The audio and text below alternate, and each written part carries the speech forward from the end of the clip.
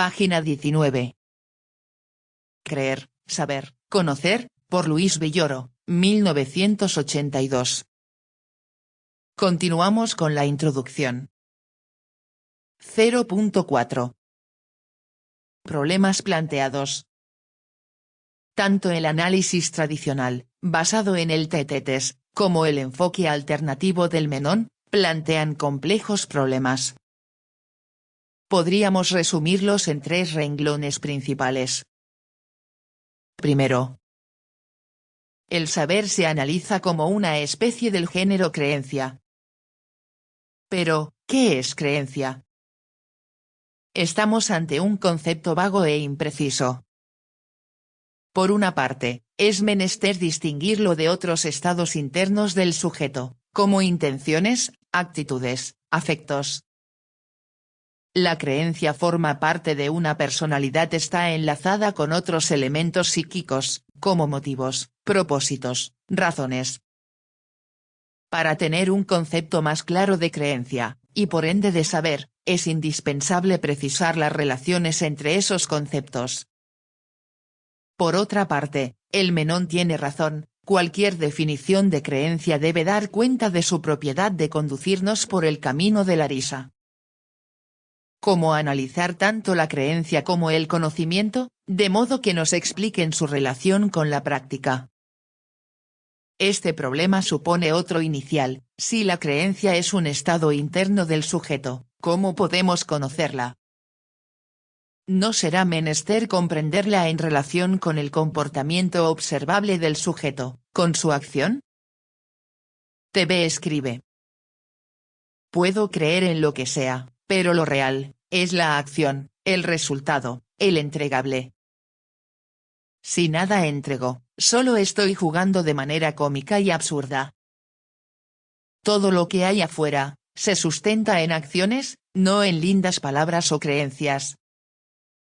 El autor escribe: los capítulos 1 a 5 tratarán de resolver este género de dificultades. Segundo, las otras 2 condiciones del análisis tradicional de saber plantean diferentes interrogantes. ¿Qué es justificación? ¿Cuándo son las razones suficientes para saber? Sobre todo, ¿qué relación hay entre la segunda condición, verdad, y la tercera, justificación? El saber tiene que presentarnos una garantía segura de alcanzar la verdad. ¿Cómo llegar a la verdad si no es por esa garantía? Pero entonces, ¿no basta con la tercera condición? ¿Cómo debemos definir la justificación para que sea una garantía segura de atarnos a la realidad? Estos temas han recibido en los últimos años una atención particular de los filósofos.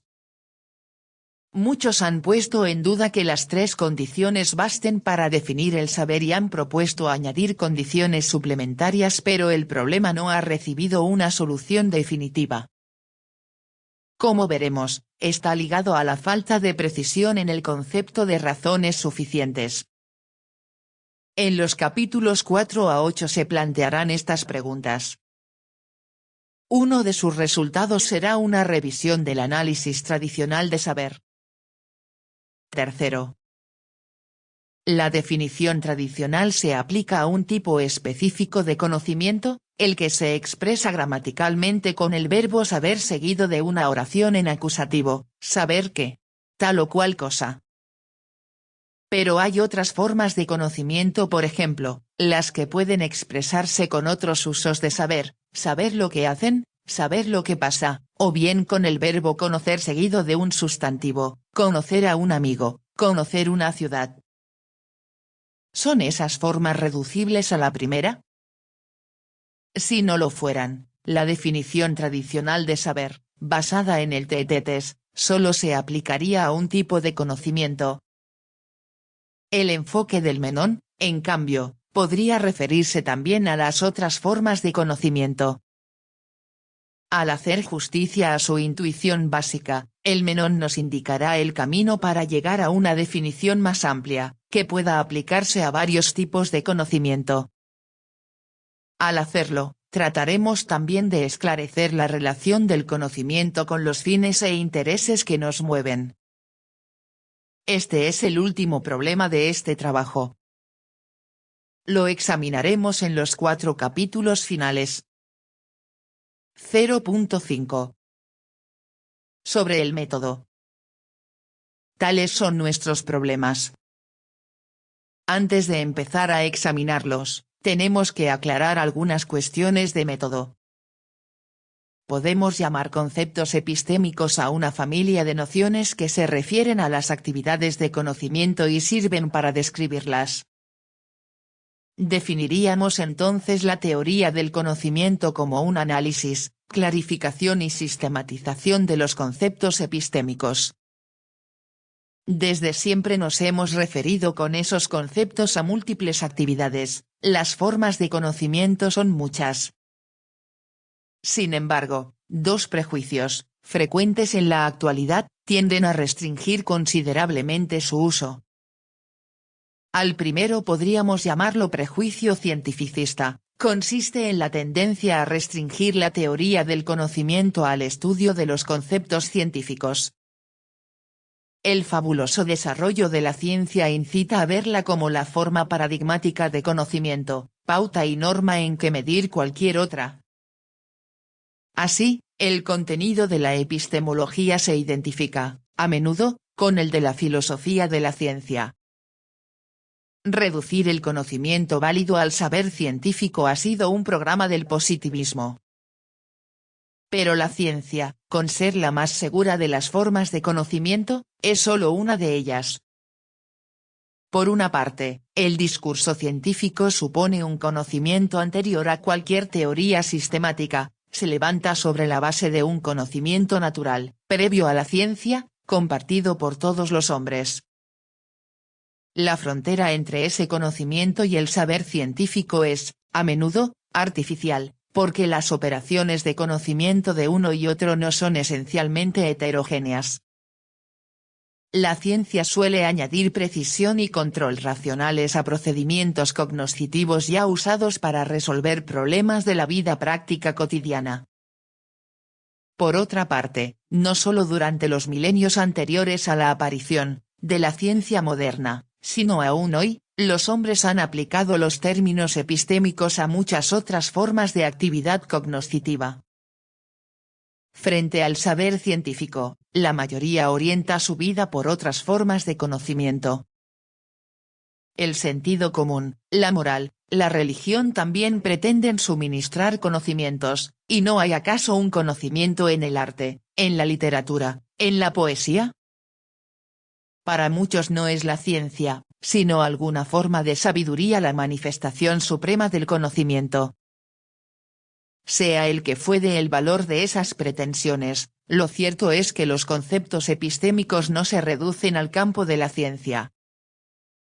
La teoría del conocimiento no puede limitarse a ella. Los conceptos que analice deberán ser aplicables a distintos tipos de conocimiento. El segundo prejuicio tiende a reducir el conocimiento a una actividad teórica, desligada de la práctica. Desde los griegos, la perfección del conocimiento se pretendía lograr en una actitud contemplativa. Pero, como veremos, el interés que de hecho motiva a conocer es el asegurarnos éxito y dotar de sentido a nuestra acción en el mundo. Y ese es un interés práctico, como lo barruntó Platón en el Menón. Tema de una teoría del conocimiento son los conceptos epistémicos tal como se aplican en la vida diaria, referidos a actividades cognoscitivas que están en íntima relación con acciones propositivas. Sujeto de conocimiento no es solo el sujeto puro de la ciencia, sino los hombres reales, concretos, miembros de comunidades de conocimiento socialmente condicionadas. ¿Cómo lograr precisión y claridad en el análisis de los términos epistémicos? Una vía prometedora parece ser la formalización de las relaciones que guarden entre sí, en un sistema lógico. A ello tienden los ensayos de lógica epistémica, el más logrado, sin duda, el de Jaakko Intikka, 1962. El establecimiento de reglas lógicas que expresen las relaciones entre varios conceptos epistémicos permite determinarlos con mayor precisión. Con todo, la formalización tiene que partir de un supuesto semántico. Las definiciones de los conceptos son previas a la formalización y no pueden provenir de ella. En la lógica epistémica de Intica se toman las nociones de saber, creencia, verdad, existencia, posibilidad y otras, como conceptos previos a los que se les concede las relaciones determinadas por el análisis tradicional de saber. Son esas relaciones, ya establecidas en aquel análisis previo, las que se formalizan. El análisis tradicional actúa pues como un supuesto incuestionado de la lógica epistémica. El examen de esos supuestos semánticos es así anterior a cualquier formalización.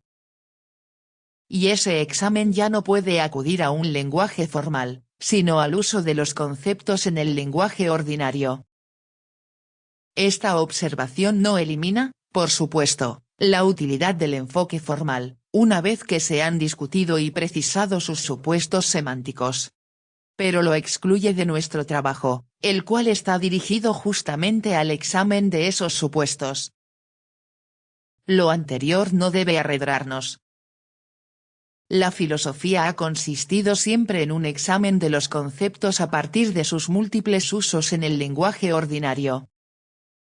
Desde Sócrates hasta Wittgenstein el material de la reflexión filosófica, donde puede iniciar su búsqueda incesante de claridad y distinción, es el riquísimo mundo del pensamiento humano ordinario, tal como se expresa en el lenguaje común.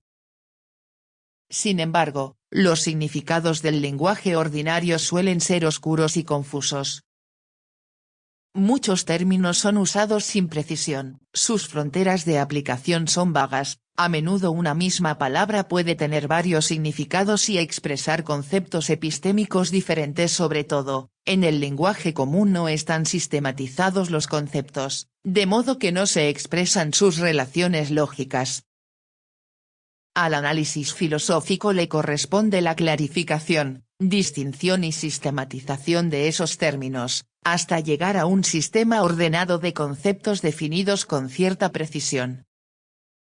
Aunque parte de los usos comunes del lenguaje, el análisis conceptual conduce así a una reforma del lenguaje. El análisis conceptual busca, ante todo, una clarificación de los conceptos.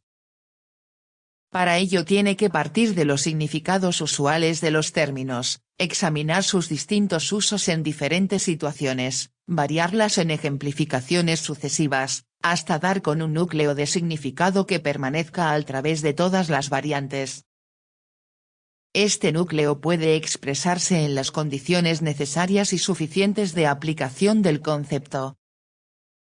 La clarificación del concepto es también determinación de las notas esenciales del objeto al que se refiere, esto es, de las notas invariables a través de las variaciones, que debemos admitir en el objeto para poder aplicarle ese término.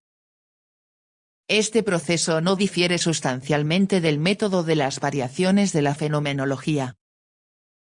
En efecto, se trata de tomar el significado como hilo conductor, a través de las variaciones de los ejemplares que lo cumplen, hasta quedarnos con un núcleo invariable que solo desaparecería al desaparecer el significado.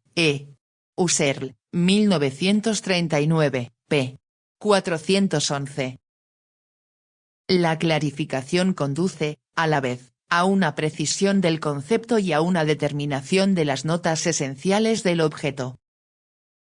En el caso de los conceptos epistémicos, que se refieren a estados internos del sujeto, nos encontramos con términos primitivos que pueden aplicarse a datos mentales privados, de tal modo que su sentido solo se da por ostensión de un acto mental. En este caso, el significado permanece vago, además no puede expresarse claramente en una descripción comunicable a otros sujetos. De allí la necesidad de traducirlo a significados que se refieren a hechos observables para cualquiera. Solo al fijarnos en el significado que tienen esos términos al ser aplicados a hechos observables y no a datos privados, podemos pasar de un significado vago a un concepto claro. Es lo que tendremos que hacer con conceptos claves como creencia y actitud. Pero el análisis no solo exige claridad a los conceptos, también distinción. Por ello entendemos su delimitación respecto de otros conceptos. El uso de varios términos en el lenguaje ordinario responde a menudo a distinciones reales a veces de gran importancia teórica en los objetos. Si tenemos dos términos, que responden a sendos conceptos, y uno de ellos basta para describir adecuadamente determinados hechos, para precisar la distinción entre ellos podemos preguntar en cada caso, ¿cuál es la situación exacta que obliga a utilizar los dos conceptos en vez de uno solo? Porque uno solo no acierta a describirla. El examen de las notas características de las situaciones en que se exige la introducción del segundo término para poder describirlas, nos da la distinción precisa. Para distinguir parejas de conceptos, tales como creencia-actitud, certeza-saber, saber-conocer, acudiremos a ese recurso metódico. Claridad, distinción, todo ello en vistas a una sistematización. Es menester relacionar entre sí los distintos conceptos epistémicos de manera que constituyan un sistema coherente. El sistema debe tender a la simplicidad, el menor número de conceptos básicos y el menor número de condiciones para cada concepto, y la precisión, la mayor claridad en las relaciones lógicas entre todos los conceptos.